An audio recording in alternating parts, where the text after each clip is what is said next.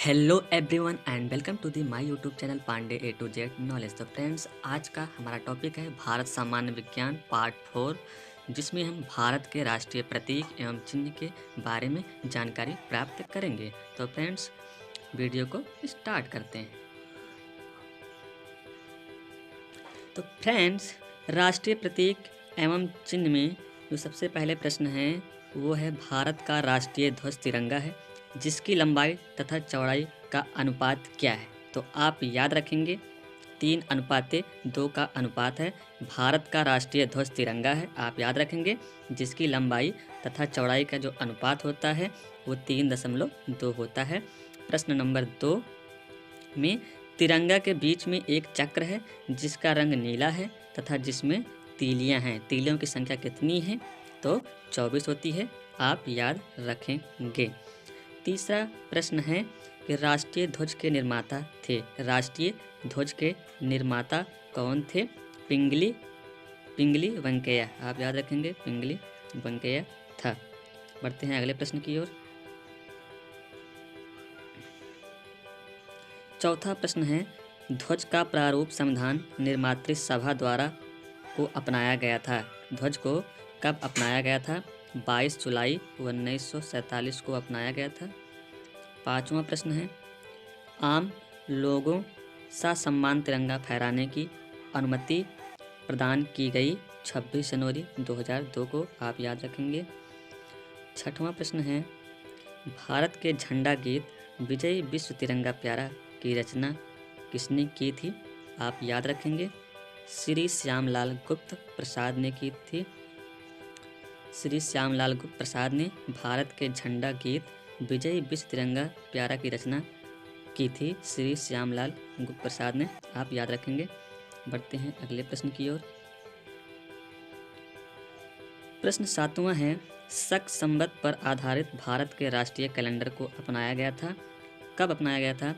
22 मार्च 1957 को, आप याद रखेंगे। 8वां प्रश्न है राष्ट्रीय कैलेंडर का प्रथम माह क्षेत्र तथा अंतिम माह होता है फाल्गुन होता है, आप याद रखेंगे।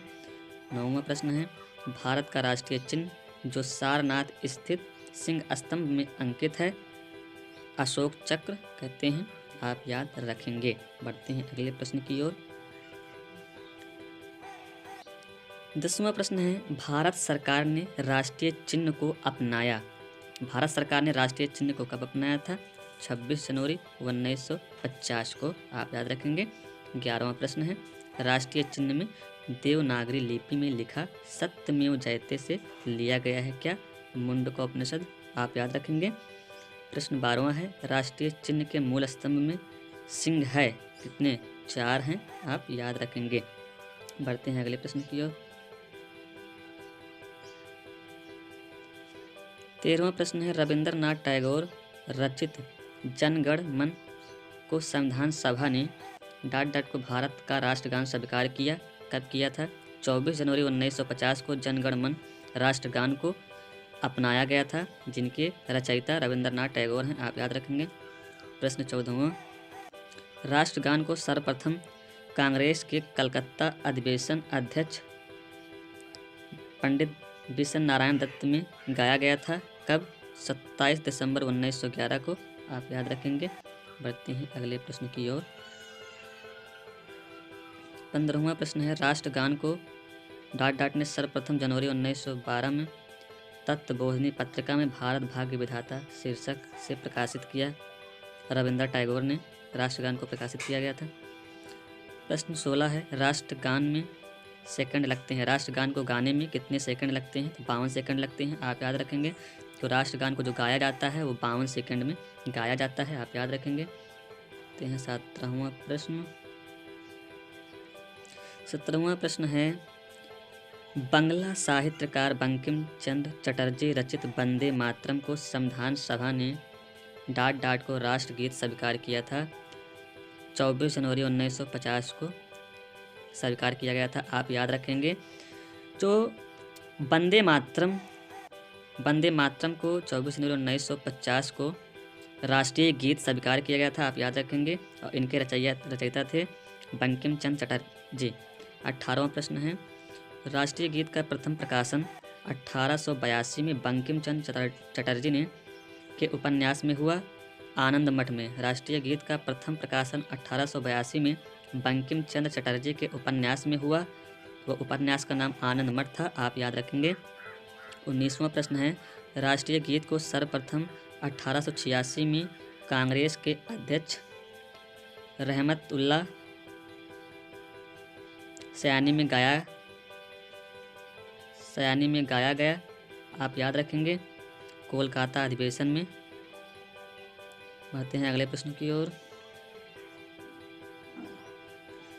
20वां प्रश्न है, राष्ट्रीय गीत के प्रथम गायक डाट डाट थे, जिसकी धुन जादूनाथ भट्टाचार्य ने बनाई है, पंडित ओंकार नाथ ठाकुर ने, आप याद रखेंगे।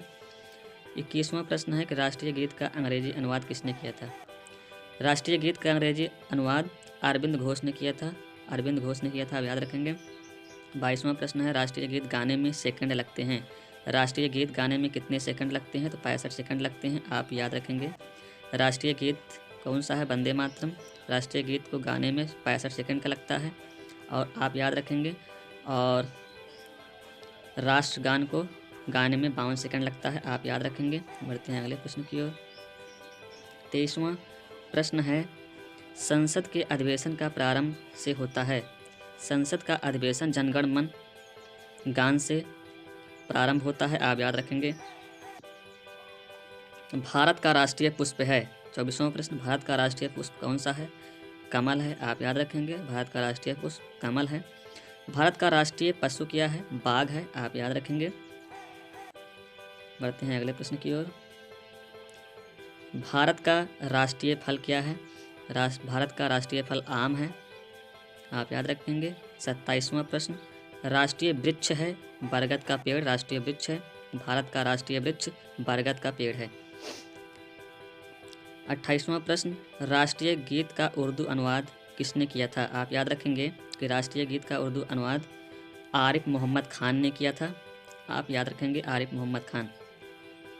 बढ़ते हैं अगले प्रश्न की ओर। 29वां प्रश्न है, संसद के अधिवेशन समापन से होता है।